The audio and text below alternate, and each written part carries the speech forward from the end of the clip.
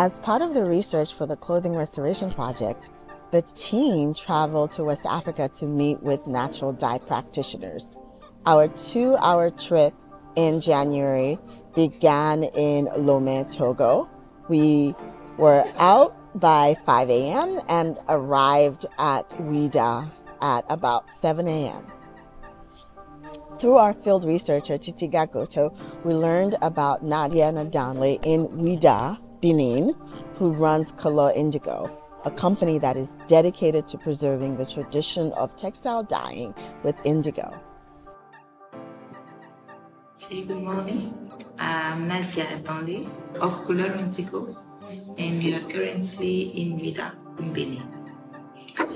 Color Indigo is a company that was created in 2007 with the main objective of bringing back to life the indigo fabric the way it was done traditionally by the ladies from the family Anyabusu in Ouidah. We have been able to connect with those ladies because in Ouidah for those days they were known as the family that was dyeing fabric, and from what we've been taught from those ladies, we are trying and we tried to repeat and put in place a small factory that is like preserving the tradition with a pinch of modernity. The process starts from the farm where we are producing the leaves.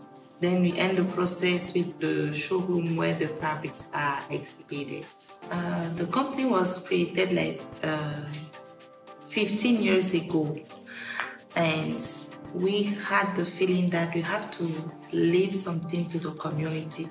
We have to do things that will be permanent. And nowadays is so fast, just to take an idea from a person and go start making money out of that idea and never bring back at least the word say I'm doing this thanks to this person. Yeah. On appelle ça de la reconnaissance, gratefulness, Gratitude. Yes. Yes. it has to Yes. come back. Yes. Has to come back.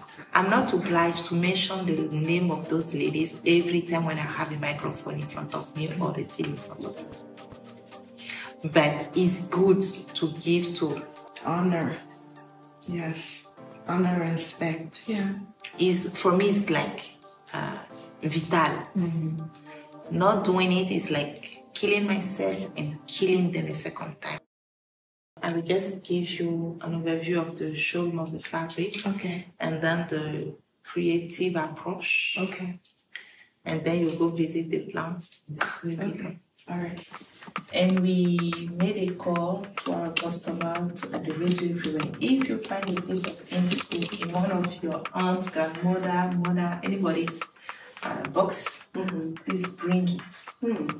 So we collected many designs that we are trying to reproduce, but with a bit of improvement. You know, when I say improvement, see, this is a perfect angle. Yeah.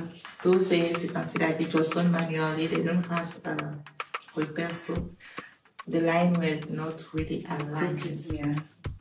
So this is how we started with this. We call it GAM. GAM. In each GAM is like a family. You, for example, your father and your mother, then all the kids has the same family name. So this is the family Jihome. Okay. And then in Jihome, you have Chadaranye, you have Trobo, you have Kweba. They all have their own name. So this is the first one. And they all have this like a It's all technique. technique. Okay. So the all technique. Then here you have what we call Ashofenu. Ashofenu. Asho is Yoruba. Fenu is the local language. And Ashofenu, to say Fenu here means precious, delicate. So in Ashofenu, we use our own creativity. See? So sometimes the inspiration comes from the old design, but we add our own creativity. Then here you have what is called in French marinière.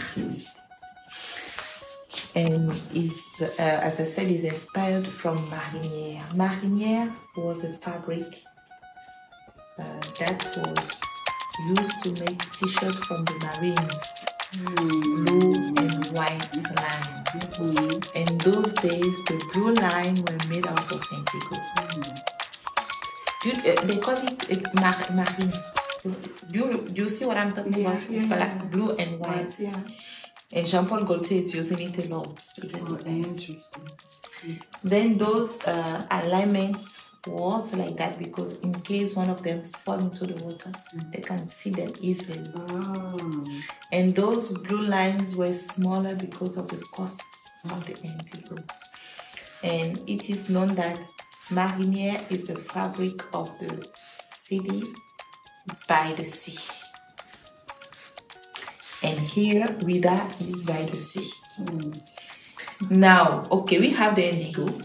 We have the justification geographically to have marinière. Now, will we keep the 21 lines like in the traditional marinière?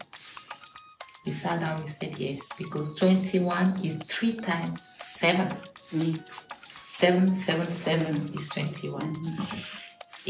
Ouidah as a mystic area, 7 is the figure that is linked to women. When you want to talk about men, it's 9, but women is 7. So the first set of 7 is, okay, the company is managed by women. We need 7 to say is a woman.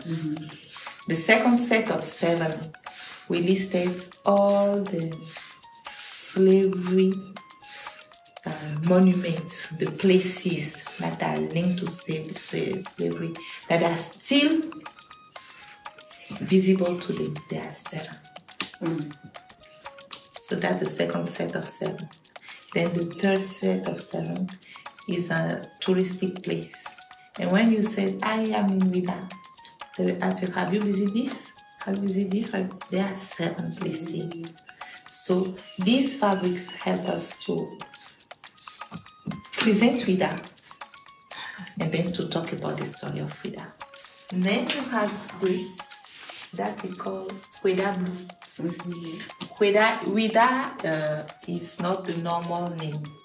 The original name was Ouidah. But because people, the foreign, couldn't pronounce it, the Spanish were saying Ouidah, Ajuda, they turned the thing all over. Now we are left with Ouidah, but the original name was Ouidah. And this family is Ouidah Blue. Ouidah because we are in Ouidah Island. And blue, it was to connect with one of the grandfather of the indigo branch, which is the blue chain. They were made with indigo dye. Yes. And those slaves that left Shorts, yeah.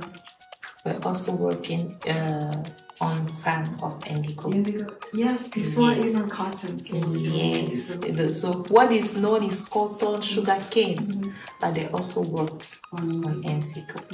And here you have, we call it Eliforsa. I don't know in America, people from the island, from Guyana, Réunion, Martinique, I don't know if you see on the, you see the earrings that you are wearing, how do you call it? Hoop. In French is Creole. Creole. And Creole is the name of those ladies. Creole. Even the language is called Creole. Yes. Okay. So apart from that earring, they also have a necklace that they wear, and then the necklace name is My Força. My Força. Força has the root of force. And Força reminds the chain of slavery. They all have it.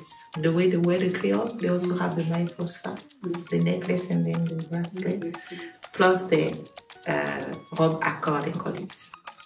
So we decided to do a fabric that we also talk to those of So those people are brothers from the other side. Then we also have the Elu Forza. But in the Elu Forza, no chain will be linked. It's broken. Amen. This is what they call, if you go to internet and then you click on Meg Marron, you see this is a black man with his knife and then blowing in something. And that was the first blow of the revolt. Saying that when I will blow, wherever you are, whatever you are doing, just leave it and then all rush to do the fight.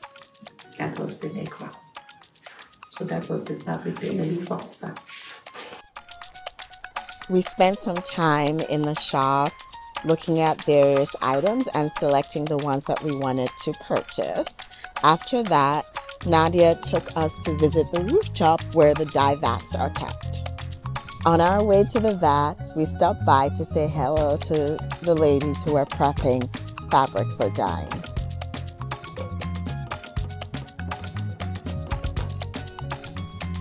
There were a variety of dye vats. Some of them were the smaller traditional clay pots, and others were the larger plastic and metal bins that are more popular today. But if you look at the water, you can see that the surface is blue. And then when green. it's green, because the blue comes with oxygen. It's a reaction between the green and the oxygen. So if the fabric is inside and then you... It's after it dries that you see the blue. It was also interesting to see that Nadia uses pineapple skins to help keep the pH of the vat alkaline. It's the first time I've seen that. I know people use limestone and even wood ash.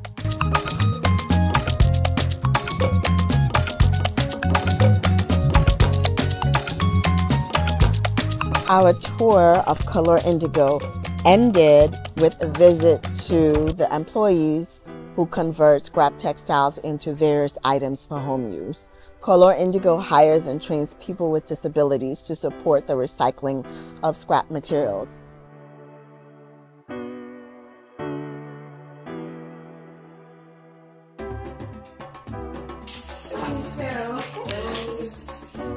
Thank you so much to Nadia for showing us her beautiful work, sharing her passion with us.